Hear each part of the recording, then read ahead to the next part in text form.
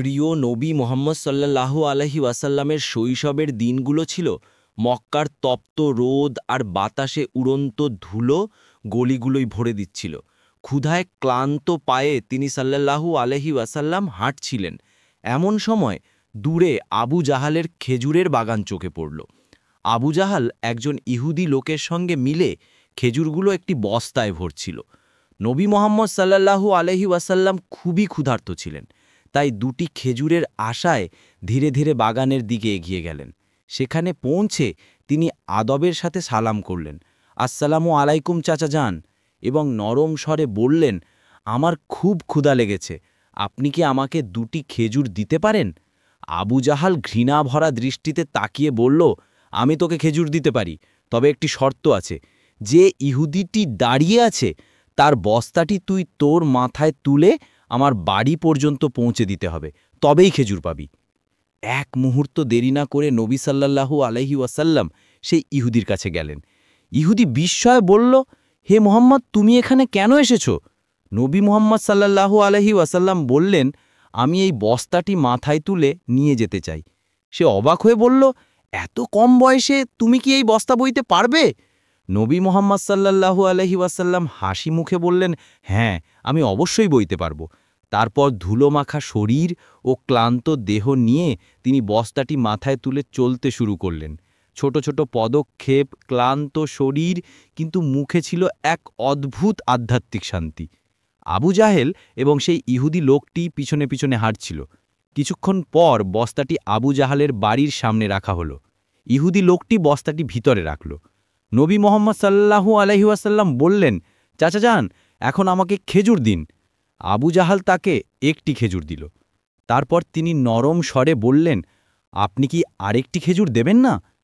এই নিষ্পাপ আবদার যেন আবু জাহালের ভেতরের আগুনকে আরও উস্কে দিল। রাগে ফেটে পড়ে সে নবী মুহাম্মদ সাল্লাল্লাহু আলাইহি ওয়াসাল্লামের মুখে একটি জোরালো থাপ্পড় মারল। সেই মুহূর্তে যেন সূর্য ডুবে গেল, আকাশ ফেটে পড়ল, বাতাস থেমে গেল এবং পাহাড়ও কেঁদে উঠল। একটি নিষ্পাপ শিশুর ওপর এমন অত্যাচার দেখে আবু জাহাল হাসতে হাসতে তার বাড়িতে চলে গেল। কিন্তু ঠিক তখনই খেজুরের বস্তাটি খোলা হলো এবং এটি বিস্ময়কর দৃশ্য সামনে এলো। সব খেজুর ছোট ছোট পাথরে পরিণত হয়ে গিয়েছিল। এই দৃশ্য দেখে সেই ইহুদি স্তম্ভিত হয়ে গেল। তার চোখ বিস্ফোরিত হলো, জিহ্বা নিশ্চুপ হয়ে গেল। সে দৌড়ে তার নেতার কাছে এই খবর জানাতে গেল।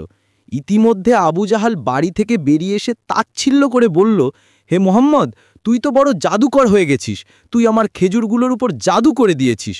নবী মুহাম্মদ সাল্লাল্লাহু আলাইহি ওয়াসাল্লাম মাথা নিচু করে খুব নরম স্বরে বললেন, চাচা যান, আমি তো কিছুই জানি না। এই কথা শুনে আবু জাহাল আরেকটি থাপ্পড় মারল। সেই শব্দ যেন আকাশকে চিরে দিল, সব কিছু থমকে গেল এবং সেই নিষ্পাপ শিশুর চোখ থেকে একটি অশ্রু গড়িয়ে পড়ল। কিন্তু দেখুন কি দয়া ছিল, কি রহমত ছিল! নবী মুহাম্মদ সাল্লাল্লাহু আলাইহি ওয়াসাল্লাম শুধু বললেন, চাচা, আপনার হাতে তো ব্যথা পায়নি। সুবাহান আল্লাহ! কি চরিত্র, কি মানবিকতা! নিজে থাপ্পড় খেলেন কিন্তু ফিকির করলেন সেই ব্যক্তির যিনি তাকে মারলেন। তারপর নবী মুহাম্মদ সাল্লাল্লাহু আলাইহি ওয়াসাল্লাম এইসব অপমান, কষ্ট আর ক্ষুধা নিয়ে বাড়ি ফিরে গেলেন না, বরং চুপচাপ পাহাড়ের কিনারায় গিয়ে দাঁড়ালেন। গাছপালা ও পাহাড় যেন চিৎকার করে উঠল। দুঃখ হলো, যিনি না হলে এই পৃথিবী, এই আকাশ কিছুই হতো না। সেই মহান নবী আজ ক্ষুধার্তর অপহেলিত হচ্ছেন। কিন্তু তবুও আবু জাহালের মতো পাষাণ হৃদয়ের মনে রহমত জাগল না, চোখে অনুশোচনার এক ফোঁটাও এলো না। ইতিমধ্যে সেই ইহুদি লোকটি দৌড়ে তার নেতার কাছে পৌঁছল। সে বলল, আজ আমি এমন একটি ঘটনা দেখেছি যা কল্পনারও অতীত। সে তার নেতাকে বলছিল, আবদুল্লাহর ছেলে মুহাম্মদ সাল্লাল্লাহু আলাইহি ওয়াসাল্লামের মধ্যে এমন একটি শক্তি আছে যে মাত্র একটি থাপ্পড়ের কারণে সব খেজুর পাথরে পরিণত হয়ে গেছে। আপনিই বলুন, এটা কি জাদু হতে পারে না কোনো ঐশ্বরিক শক্তি? এই কথা শুনে নেতা কিছুক্ষণ নীরব রইল। তারপর গম্ভীর স্বরে বলল, আমরাও শুনেছি যে আমাদের আসমানি কিতাবে মুহাম্মদের কথা উল্লেখ আছে। তিনি হবেন শেষ এবং সর্বশ্রেষ্ঠ নবী। কিন্তু এটা কি সত্যি সেই মুহাম্মদ? এটা জানা দরকার। আমাদের ধর্মীয় নেতার কাছে যেতে হবে। যদি এটা সত্যি হয় তবে আমরা তাকে জীবিত রাখব না, বরং এই পৃথিবী থেকে তাকে শেষ করে দেব। তুমি যাও এবং এই খবর আমাদের ধর্মীয় নেতার কাছে পৌঁছে দাও।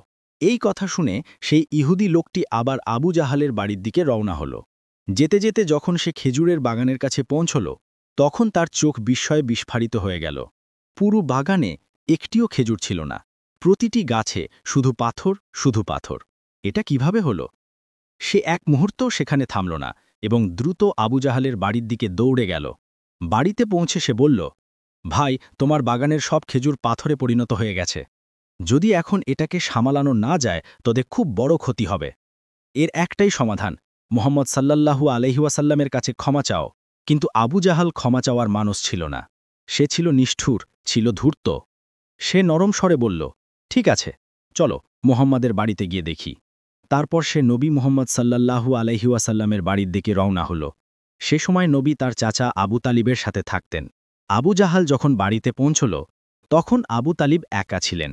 আবু জাহাল চিৎকার করে বলল, হে আবু তালিব, তোমার ভাইপো মুহাম্মদ কোথায়? সে একজন বড় জাদুকর। সে আমার সব খেজুর পাথর বানিয়ে দিয়েছে। তারপর তাচ্ছিল্য করে বলল, কোথাও কোনো পাহাড়ের কিনারে কোনো সিংহ বা ভাল্লুক তাকে খেয়ে ফেলেনি তো? এই কথা শুনে চাচা আবু তালিব অস্থির হয়ে উঠলেন।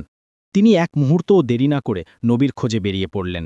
ইতিমধ্যে নবী মুহাম্মদ সাল্লাল্লাহু আলাইহি ওয়াসাল্লাম একটি পাহাড়ের কিনারে বসে কাঁদছিলেন। যদি আমার পিতা বেঁচে থাকতেন তবে হয়তো কেউ আমার সাথে এমন আচরণ করত না। আমি খুব একা, খুব নিঃসঙ্গ। তার এই নিঃসঙ্গতা দেখে জঙ্গলের সিংহ, ভাল্লুক, হরিণ সবাই সেখানে এলো এবং যেন তার বেদনা অনুভব করে সবাই কাঁদতে লাগল। সিংহের চোখও ভিজে গেল। তারা বলতে লাগল, ইয়া রাসূলাল্লাহ রাহমাতুল্লিল আলামিন, এই থাপ্পড় যেন আমাদের ওপর পড়েছে। আপনি এখন আর কাঁদবেন না। এই অশ্রু আমরা সহ্য করতে পারছি না। কিছুক্ষণের মধ্যেই চাচা আবু তালিব সেখানে পৌঁছলেন। এই দৃশ্যটি দেখে তিনি কিছু বলতে পারলেন না, শুধু স্তম্ভিত হয়ে গেলেন। দৃশ্যটি ছিল এতটাই অদ্ভুত এবং হৃদয়স্পর্শী। তারপর তিনি নবীকে বুকে জড়িয়ে ধরে জিজ্ঞাসা করলেন, কে তোমাকে কষ্ট দিয়েছে আমার প্রিয়? যতদিন আমি বেঁচে আছি কেউ তোমাকে ছুঁতেও পারবে না। এরপর চাচা আবু তালিব নবীকে নিয়ে বাড়ি ফিরে এলেন। কিন্তু সেই রাতে আবু তালিব নিজে আবু জাহালের বাড়িতে গেলেন।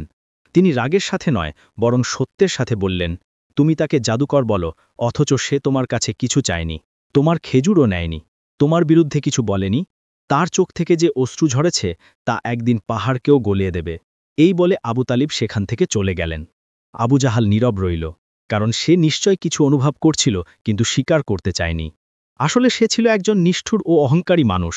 সেই রাতে মক্কার আকাশে এক অদ্ভুত আলো ছড়িয়ে পড়ল। সবাই ভাবল কোনো তারা ভেঙে পড়েছে, কিন্তু আসল সত্য ছিল ফেরেশতারা একে একে পৃথিবীতে নেমে আসছিল। এক ফেরেশতা আরেক ফেরেশতাকে বলছিল, এই চোখ থেকে যে অশ্রু ঝরেছে একদিন তা থেকেই মহান কিতাব নাজিল হবে। ইনিই সেই সর্বশ্রেষ্ঠ মানুষ এবং শেষ নবী, যিনি পুরো বিশ্বের জন্য রহমত হয়ে এসেছেন। ইতিমধ্যে যখন ইহুদিরা এই অলৌকিক ঘটনার খবর পেল, তাদের হৃদয়ে আগুন জ্বলে উঠল। তারা নবী মুহাম্মদ সাল্লাল্লাহু আলাইহি ওয়াসাল্লামকে হত্যার ষড়যন্ত্র শুরু করল, কারণ তারা চায়নি যে শেষ নবী তাদের গোত্রে জন্ম নিক। তাদের মধ্যে একজন ইহুদি তার ধর্মীয় নেতার কাছে গিয়ে পুরো ঘটনাটি বিস্তারিত বলল। নেতা কিছুক্ষণ চোখ বন্ধ করলেন, তারপর ধীর স্বরে বললেন, আমি তাকে চিনে ফেলেছি। ইনিই সেই নবী যার কথা আমাদের কিতাবে উল্লেখ আছে। তার দুটি নিদর্শন আছে, একটি তার কাঁধে মোহরে নবুয়াত, আরেকটি তার দৃষ্টিতে বসবাসকারী রহমত। কেউ জিজ্ঞেস করল, তাহলে আপনি কি ঈমান আনবেন? সে নীরব হয়ে গেল। তারপর শুধু বলল, আমরা চাইনি যে তিনি আমাদের গোত্রে আসুন, তাই আমরা সত্যকে অস্বীকার করব। এদিকে প্রতি বছর চাচা আবু তলেব ব্যবসার জন্য শামে যেতেন। সেই দিনও তিনি শামের সফরের প্রস্তুতি নিচ্ছিলেন। তখন নবী মুহাম্মদ সাল্লাল্লাহু আলাইহি ওয়াসাল্লাম এসে বললেন, চাচা যান, আমি কি আপনার সাথে শামে যেতে পারি? আবু তলেব তাকে মানা করতে পারলেন না। পরের দিনই তারা একটি ব্যবসায়ী কাফেলার সাথে রওনা হলেন। কয়েকদিন সফরের পর কাফেলা বুসরা নামক একটি জায়গায় পৌঁছল। সেখানে কাছেই একটি গির্জা ছিল, যেখানে একজন খ্রিস্টিয়ান ধর্মীয় নেতা থাকতেন। তিনি সে সময়ের সবচেয়ে বড় ও সম্মানিত পাদ্রী হিসেবে বিবেচিত হতেন। যখন কাফেলা সেখান দিয়ে যাচ্ছিল, তখন সেই খ্রিস্টিয়ান নেতা একজন যুবককে দেখলেন। তিনি হতবাক হয়ে গেলেন। সেই যুবকের মাথার উপর একটি মেঘের টুকরো ছায়ার মতো চলছিল। যেখানে তিনি হাঁটছিলেন, মেঘটিও সাথে চলছিল। তিনি নিশ্চিত হলেন যে এই কাফেলাতেই শেষ যুগের নবী রয়েছেন। তিনি তাড়াতাড়ি তার কিতাবগুলো বের করলেন, পড়লেন, পরীক্ষা করলেন এবং নিশ্চিত হলেন। তিনি দ্রুত তার একজন লোককে বললেন, যাও, এই কাফেলার সবাইকে এখানে ডেকে আনো, তাদের দাওয়াতে ডাকো। সেই লোকটি গিয়ে কাফেলার লোকদের বলল, ভাইয়েরা, আমাদের নেতা আপনাদের সবাইকে খাবারের দাওয়াত দিয়েছেন, দয়া করে স্বীকার করুন। সবাই গির্জায় পৌঁছল। নেতা সবাইকে ভালো দাওয়াত দিলেন। কিছুক্ষণ পর তিনি আবু তলেবকে বললেন, হে কাফেলার সর্দার, মনে হচ্ছে এই শিশুর মা বাবা আর এই দুনিয়ায় নেই। আবু তলেব বললেন, জি হ্যাঁ, আপনি ঠিক বুঝেছেন, এখন আমিই তার দেখাশোনা করছি। নেতা গম্ভীরভাবে বললেন, মনে রাখো, তোমার ভাইপো আল্লাহর শেষ নবী, তার পিঠে মোহরে নুবুয়াত আছে, তার চোখের রহমত আছে, তাকে কখনো একা ছেড়ো না। যদি ইহুদি ও খ্রিস্টানরা জানতে পারে, তবে তারা তাকে হত্যার চেষ্টা করবে। তাই আমার কথা শোনো, তোমার ভাইপোকে নিয়ে বিদেশে যেও না, ফিরে চলো। পরের দিন আবু তলেব সফর ছেড়ে দেওয়ার সিদ্ধান্ত নিলেন এবং কাফেলা দেশের দিকে ফিরে চলল। কিছুদূর যাওয়ার পর পরের দিন পথে তাদের একটি ঘোড়া চোখে পড়ল, কিন্তু সেখানে কোনো মানুষ ছিল না। থেমে দেখলেন, একজন লোক মৃত্যুর কোলে পড়ে আছে। আসলে সে ছিল একজন ইহুদি। একসময় সে নবীকে হত্যা করতে এসেছিল, কিন্তু আজ সেই নবী নিজের হাতে তাকে পানি পান করিয়ে তার জীবন বাঁচাচ্ছিলেন। তারপর তাকে সাথে নিয়ে কাফেলা এগিয়ে চলল। হাঁটতে হাঁটতে তারা সমুদ্রের তীরে পৌঁছল, যেখানে মৎস্যজীবীদের একটি বসতি ছিল।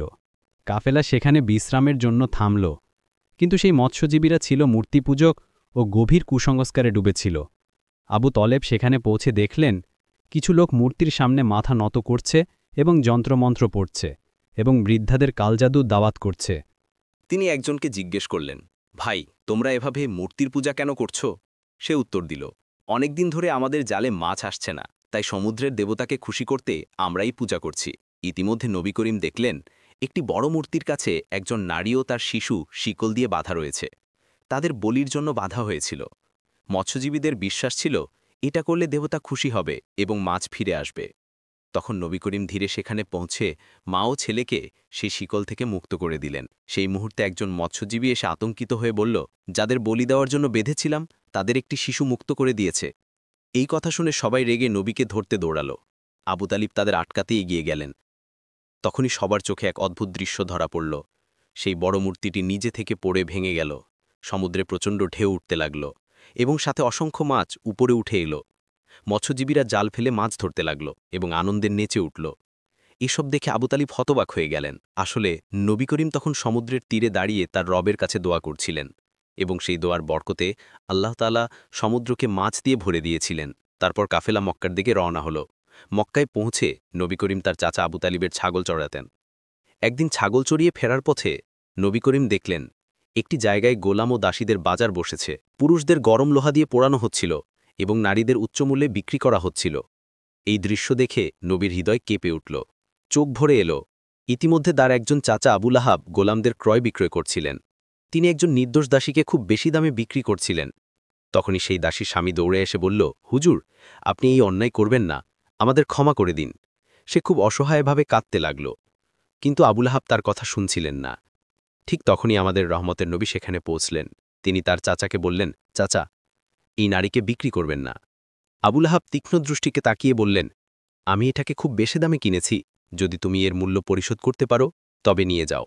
তখন নবী করিম কিছু না বলে তার মূল্য পরিশোধ করলেন এবং সেই দিনই সেই নারী আমাদের প্রিয় নবীর কারণে মুক্ত হল।